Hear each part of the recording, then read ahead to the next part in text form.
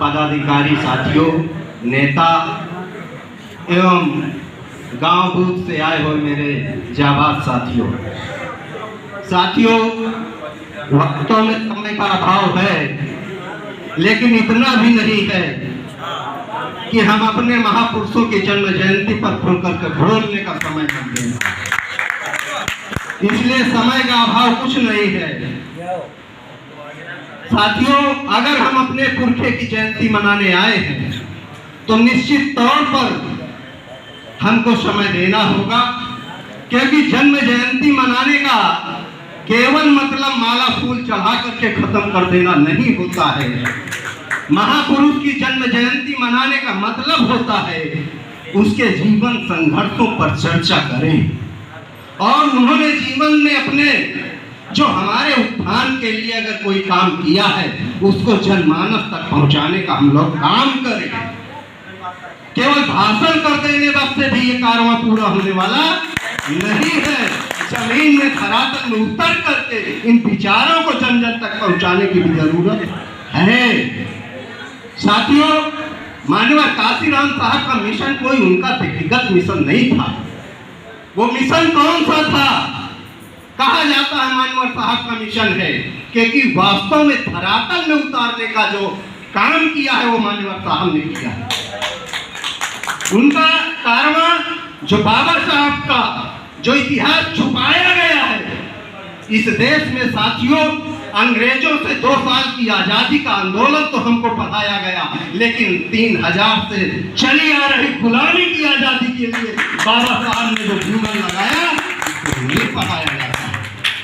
उनके जीवन संघर्ष को आदर्श माना माननीय साहब ने और उनको धरातल में उठाने के लिए अपनी एक श्रेणी की नौकरी को त्याग दिया और उस दबे कुचले समाज को अपना सारथी बनाया और साइकिल से पदयात्रा करने पर निकल गए।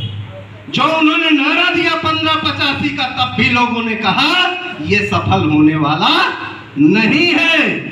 माननीय साहब ने सफल करके दिखाया। 1585 का नारा दिया, कहे कि बहुजन समाज इकट्ठा होने वाला नहीं है, उन्होंने करके दिखाया। फिर उन्होंने कहा कि ये दलित और बैकवर्ड एक साथ आने वाला नहीं है।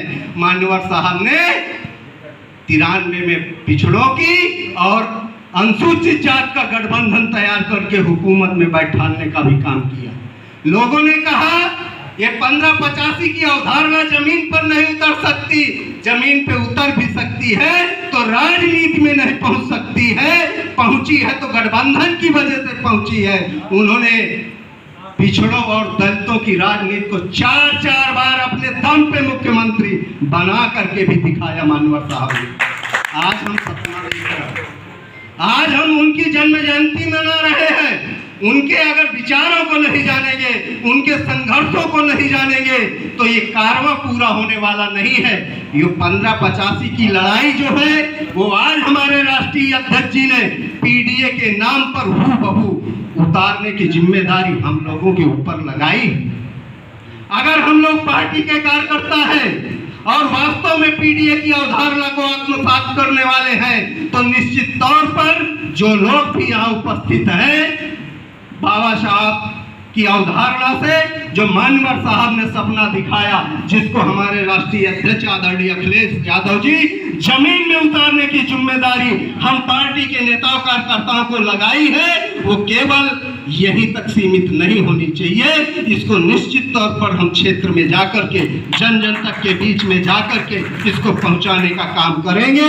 अगर ऐसा हम करते हैं तो निश्चित तौर पर 27 में हमारी हुकूमत होगी उत्तर प्रदेश में और 29 आने वाली चुनाव में हमारी राष्ट्रीय पार्टी होगी, समाजवादी पार्टी होगी और बिना हमारे समर्थन के इस देश में कोई सत्ता नहीं होगी। अगर ऐसा आप करेंगे, इस आशा उम्मीद के साथ मैं अपनी बात यहीं से विराम करता हूं। जय भीम, जय भारत, जय साथ।